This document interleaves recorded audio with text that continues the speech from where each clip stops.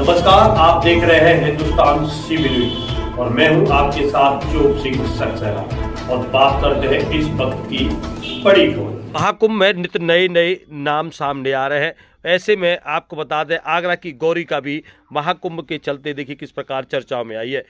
उन्होंने कहा है कि जब योगी जी कम उम्र में संत बन सकते हैं तो मेरे संन्यास पर मेरे इतना हंगामा क्यों हो रहा है। आगरा लौटी गौरी ने कहा कि बालिग होने पर साध्वी बनेंगी।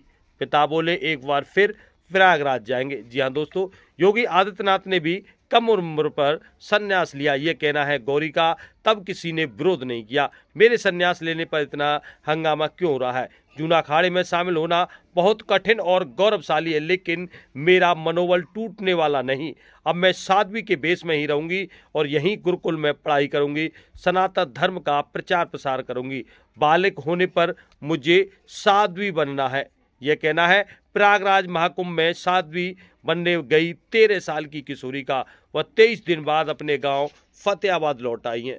वह कहती हैं, हमने घूमने के लिए प्रयागराज गए थे, वहां सन्यासियों को देखकर अध्यात्म की तरफ जाने की मेरी इच्छा हुई। माता पिता ने बताया तो उन्होंने मुझे बहुत डांटा, कहा कि सन्यास जीवन सब नहीं ले सकते, बहुत मुश्किल होता है। तब मैंने गुरु महेंद्र कौशल गिरी महाराज से बात की और उन्होंने मेरे माता पिता को समझाया, कहा कि बेटी की इच्छा है तो उसे सन्यासी जीवन में आगे बढ़ने दीजिए। लड़की ने बताया कि जब मैं 11 साल की थी तभी मैंने गुरु महेंद्र कौशल गिरी महाराज से दीक्षा ली थी। कक्षा 9 में पढ़ने वाली लड़की ने बताया कि बालिग हो जाने पर बंदिश खत्म हो जाएंगी, तब संयम पथ पर पताका फहराने से उन्हें कोई नहीं रोक सकेगा। इसके लिए जूना अखाड़े से भी सहमति ले ली है। तो जानिए गौरी से क्या कुछ बोली है अपने इस निष्कासन और सन्यासी को लेकर, जिस प्रकार उनके साथ ये लगातार एक के बाद एक कई प्रकार के मामले बने हैं। मेरा नाम गौरी गिरी महारानी। गौरी गिरी महारानी अभी हुआ है या पहले से यही नाम है? नहीं जी, अभी हुआ है जब से मैंने भव्य रूप में आई हूँ। तो कैसे कब गई थी आप प्रयागराज? कैसे आपके मन में ये ख्याल आया कि मुझे संन्यास लेना है और भगवा रूप धारण करना है, पढ़ाई वढ़ाई नहीं करनी है आगे?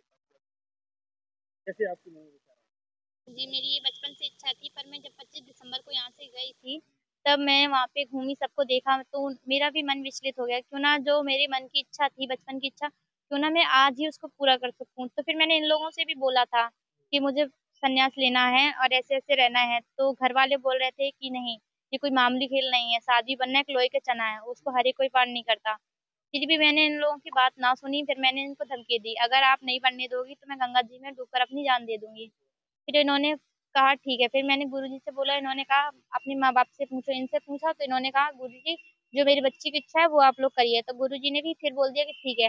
फिर तब से मैंने भगवे रूप पहनने स्टार्ट कर दिया था। अच्छा गौरी जी, एक बात बताइए, जी तमाम ऐसे छोटे बच्चे हैं हिमाचल से भी, तमाम हमने ऐसे वीडियोस देखे जिसमें छोटे छोटे बच्चों ने क्या कर और वो एक संत रूप में है, साध्वी रूप में है। जी आपके साथ ऐसा क्या हुआ कि आपको स्वीकार नहीं किया?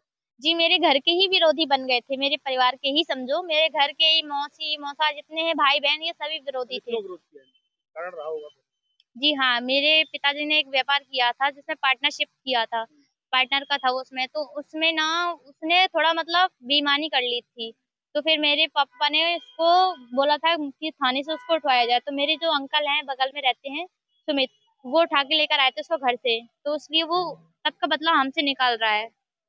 हाँ, दुश्मनी निकाल रहा है वो हमसे। महाराज जी से आपका कब दीक्षा लिया आपने? जी, मेरा संपर्क तो 3 साल पहले हुआ था उनसे, जब उन्होंने हमारे यहाँ भागवत कराई थी। जानते हैं महाराज जी जी हाँ रिश्तेदारी महाराज? हाँ, वो मेरे अंकल लगते हैं, पापा के जी के भाई कौन हैं। से अखाड़े में? वो जूना खाड़े से ही हैं। उसके बाद आपका जो मामला निकल गया और उन्हें जी आपका क्या?